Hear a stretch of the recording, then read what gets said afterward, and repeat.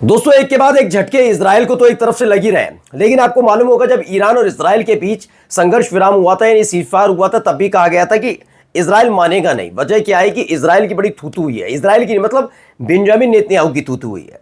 कोई भी व्यक्ति जो होता है ना, वो इस स्तर पर तो मान जाता है कि दुनिया उस पर उसकी बेइज्जती कर रही है, लताड़ रही है, लेकिन जब वो अपने ही घर में लताड़ खाने लगता है तो उसकी दिक्कतें बढ़ जाती हैं। कुछ ऐसा ही बेंजामिन नेतन्याहू के साथ है।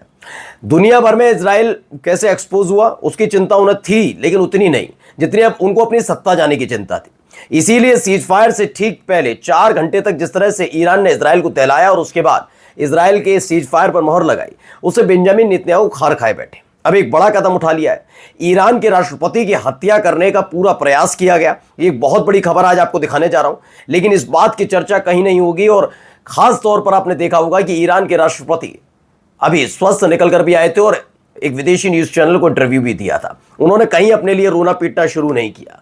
यही नहीं, इससे जुड़ी और महत्वपूर्ण खबरें दिखाने जा रहा हूं कि कैसे इजराइल को तगड़ा झटका सिर्फ एक हमास के लड़ाके ने दिया। वो तमाम चीजें आपको दिखाऊंगा। एक बड़ा संदेश भी निकल कर आया, जिसे खुद इजरायली कह रहे हैं कि ये बात सच है कि हमास को हराया नहीं जा सकता। जी हाँ, इजराइल के लोग भी ये कहने लगे हैं। बहुत सारी खबरें दिखाने जा रहा हूं। नमस्कार, मैं हूं प्रज्वल गौतम और आप देख रहे हैं the live TV. The live TV, सच सबसे आगे। शुरुआत पहले इस खबर के साथ कह रहे हैं। ईरान की मीडिया का दावा है तेहरान पर जो नए हमले इजरायली हमले हुए थे उसके दौरान ईरानी राष्ट्रपति की हत्या की कोशिश की गई। ईरानी फार्स समाचार एजेंसी ने ऐलान बताया कि ईरान पर जो नए हमले इजरायली हमले हुए उस दौरान तेहरान में वरिष्ठ अधिकारियों के साथ एक मीटिंग चल रही थी राष्ट्रपति की। ईरान के राष्ट्रपति हैं मसूद पेजेश्कियान, उनकी चल रही थी। इस दौरान एक निशाना में उसी मीटिंग पर एक निशाना बनाकर हमला किया गया। इस हमले में ईरानी राष्ट्रपति मसूद भी आ गए और उनके पैर में चोट आई है, लेकिन चोटें बड़ी मामूली थी। ईरानी फोर्स एजेंसी ने यह भी बताया कि इजराइल ने ईरान के खिलाफ अपने नए हमले के दौरान ईरानी राष्ट्रपति मसूद पेजेश्कियान और अन्य अधिकारियों के प्रमुखों के साथ साथ कई वरिष्ठ सरकारी नेताओं पर हमला किया, उनकी हत्या करने की कोशिश की, लेकिन वो नाकामयाब रहा। अब ये रिपोर्ट धीरे धीरे करके निकल कर आ रही है। इसमें एक और बताया एजेंसी के मुताबिक हमले के चौथे दिन यानी 16 जून की सुबह ईरान के सर्वोच्च राष्ट्रीय सुरक्षा परिषद की उच्च स्तरीय बैठक को निशाना बनाया गया, जिसमें तीनों अधिकारियों के जिसमें ईरान के राष्ट्रपति मसूद पेजेश्कियान, संसद अध्यक्ष मोहम्मद बागेर गालिबाफ और जो मुख्य न्यायाधीश हैं गुलाम हुसैन मोहसेनी ये सारे बैठे हुए थे। ये बहुत बड़ा हमला हुआ था। एजेंसी ने आगे ये भी बताया कि इस बैठक पश्चिमी तेहरान में एक सरकारी इमारत की निचली मंजिलों में हो रही थी। तभी इमारत के एंट्री में दोनों तरफ से निशाना बनाकर 6 गोले दागे गए और मिसाइलों से हमला किया गया ताकि कोई भाग ना सके इस मीटिंग को छोड़कर।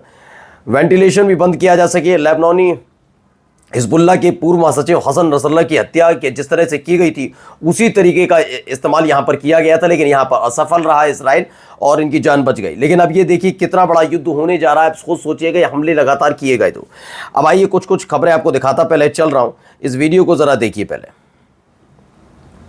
देखिए, इसमें आपको एक नज़र आएगा टैंक। इस टैंक पर पहले हमला होता है, फिर एक इजरायली लड़का जो हमास का लड़का है वो भागता हुआ आता है और दूसरे टैंक में देखिए दूसरे टैंक में छोड़कर भाग जाता है। ये भी एक बड़ा हमला यहाँ पर होता है। तो ये 2 बड़े हमले यहाँ पर हुए हैं।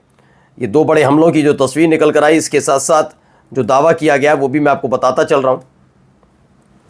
देखिए, इसमें ये बताया अभी युद्ध क्षेत्र में हमास और भी दुस्साहसी हो गया, मतलब और भी ज़्यादा डेयर होकर उसने हमले किए।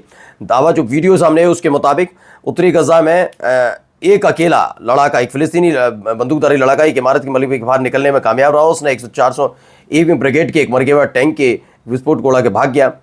ये वाकई 2 हफ्ते पहले जो शुरू हुआ, जिस तरह से इजराइल के एक सैनिक को निशाना बनाया जा रहा, उसका ये अगली कड़ी है, जिसको देखने से साफ साफ पता लगता है कि कैसे हालात वहाँ पर बिगड़ रहे हैं। लगातार एक के बाद एक इस तरह के घटनाक्रम को अंजाम दिया जा रहा है। ये देखिए, एक और खबर इसमें निकल कर सामने आई। इसमें बताया दक्षिणी गजा पट्टी के खान यूनुस में जो लड़ाके हैं उनमें और इजराइल की सेना के बीच लगातार संघर्ष चल रहा। अल कुद्स ब्रिगेड की तरफ से बताया गया, युद्ध क्षेत्र से लौटने के बाद हमारे लड़ाकों ने 8/7/2025 को यानी कि 8 जुलाई को खान यूनिस शहर के उत्तर पूर्व में अबू हतफ इलाके में कसूफिम आपूर्ति मार्ग के पहले लगाई विस्फोट किया गया, जिससे पूरा का पूरा जो था 26 लोगों की जो मौत हुई थी उसका जिक्र किया है। फ्रांस प्रेस ने भी बताया कि फिलिस्तीनी स्रोतों के हवाले से बताया कि हमास प्रतिनिधिमंडल प्रस्तुत किए गए इजरायली मानचित्रों को स्वीकार नहीं करता और गजा कि लगभग आधे हिस्सों पर फिर से कब्जा प्रदान करने की वैधता प्रदान करता है। ये तमाम चीज़ें खबर निकलकर सामने आई हैं। चलिए अगली कुछ और खबरें मैं आपको दिखाता चल रहा हूँ कहाँ क्या क्या हो रहा है। देखिए ये कुछ खबरें निकल कर आई हैं। पहले गजा पट्टी में क्या है वो देख लीजिए। ये आग लगी हुई है गजा सिटी में। क्या किया जा रहा है देखिए, एक घर है जिसमें आग लग गई, इस पर बम गिरा, इजराइल की तरफ से बम गिराया गया, उसके बाद ये आग लग गई वहाँ पर। एक और तस्वीर निकल गई गजा पट्टी की तरफ से। देखिए एक मिसाइल दागी गई है, बताया गया। तो ऑक्यूपेशन आर्मी यानी इजराइल की आर्मी की तरफ से एक फायर फ्लेयर फेंका गया नुसरत कैंप की तरफ। ये सेंट्रल गजा स्ट्रिप की खबर है, वहाँ से निकल कर आई। आइए एक और खबर मैं आपको दिखाता हूँ। देखिए इसमें एक बताया गया खबर में महत्वपूर्ण खबर है, जो इजराइल की सरकार है वो कर क्या रही है। सब जानते हैं कि अल-अक्सा मस्जिद कितनी ज़्यादा ज़रूरी और कितनी महत्वपूर्ण है फ़िलिस्तीनियों के लिए। अब उसका इस्तेमाल कैसे किया जा रहा है कब्जा करने के लिए, आप समझिए।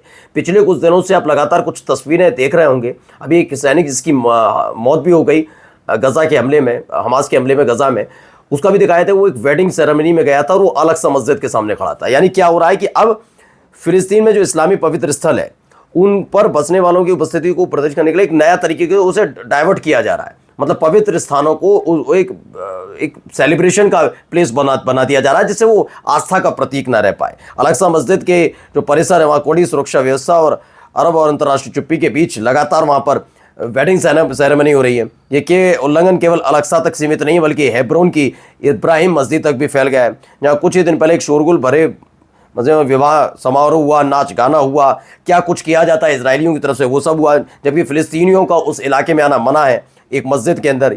ये लगातार वहाँ पर इस तरीके से किया जा रहा है जिससे इन्हें अपवित्र किया जाए, इस फ़िलिस्तीनियों की जो आस्था है उसे ज़्यादा से ज़्यादा चोट पहुँचाई जाए। ये सारी चीज़ें बताई जा रही हैं, दिखाई जा रही हैं कैसे ये चोट पहुँचाने की कोशिश कर रहे हैं, ख़ास तौर पर तब जब ये अब सीज फायर का समय पास आ रहा है। इसी बीच कहा गया एक रिजर्व ब्रिगेडियर है जनरल इसहाक ब्रिक ने इजराइल के चैनल से कहा कि हमास को हराया नहीं जा सकता और हमारे सैनिक व्यर्थ में ही मारे जा रहे हैं। यानी जिस तरह की गतिविधियां वहां हो रही हैं उसे लेकर उन्होंने कहा कि लगातार ऐसे मारे जा रहे हैं और ये सब इसी वजह से हो रहा है क्योंकि हम उसे हरा नहीं पाएंगे। आइए एक और खबर देखिए। पहले الموقف متوتر جدا الآن في المنطقة. إسرائيل يعني منيت بهزيمة كبيرة من جراء الرد الإيراني القوي الذي حول تل أبيب إلى مدينة أشباح وحول حيفا إلى مدينة أشباح. तो तेल अवीव के बारे में बता रहे हैं, सब चीज़ों के बारे में बता रहे हैं कि तेल अवीव की और इन सब चीज़ों की हालत जो है ना एक भूतिया शहर के तौर पर हो गए। इतने बम दागे गए। पहले बम किसने दागे? हाइफा, तेल अवीव, यरूशलेम, यहाँ पर पहले ईरान ने किया मिसाइल दागी। और इस समय हूती लड़ाके जिस तरीके से कर रहे हैं उसका खासा असर पड़ रहा है, ऐसा दावा यहाँ पर किया जा रहा है। चलिए अगली खबर देखिए। वहीं पर चैनल हिब्रू चैनल है 12, उसने बताया इजराइल की सेना अगले स्टेप में लड़ाई को तैयारी कर रही है और राफा में टेंट सिटी स्थापित करने की पहल का विरोध कर रही है। इजराइल में डेमोक्रेटिक अलायंस के नेता है यायर गोलन, जो नेतन्याहू, स्मोट्रिच और बेन गुवेर राजनीतिक स्थिति के लिए समझौते में बाधा डाल रहे हैं। उन्होंने कहा है कि ये सीज फायर ना हो, इसके लिए बेन गुवेर, स्मोट्रिच और बेन गुवेर तीनों लगे हुए, नेतन्याहू भी इसमें शामिल हैं। वहीं इजरायली चैनल 14 ने नेतन्याहू के करीबी के हवाले से खबर बताई है अगर ये सीज फायर की बात आगे बढ़ती है तो स्मोट्रिच सरकार नहीं छोड़ेंगे, यानी कि वहाँ पर एक बड़ा बगावत भी हो सकती है, इसको लेकर खबर है। वहीं राजनीतिक सूत्रों का हवाला देते हुए यदियोत एरनोत ने बताया नेतन्याहू कल होने वाले एक कार्यक्रम में एक सुरक्षा सत्र के दौरान इस बारे में निर्णय लेंगे कि इजराइल समावित समझौते के हिस्से के रूप में गजा पट्टी में वापस का नया नक्शा पेश करेगा, क्योंकि हमास ने नए मानचित्रों को पूरी तरह से मना कर दिया है। जो नया मैप जारी किया गया उसे मना कर दिया गया, यानी वेस्ट बैंक में हमास को लेकर और गजा को लेकर जिन्हें नए नए चित्र जारी किए जा रहे हैं मानचित्र, उसे लेकर नाराज़ है हमास। क्या ये सीज फायर पूरा हो पाएगा? क्या इस पर डील हो पाएगी? नमस्कार।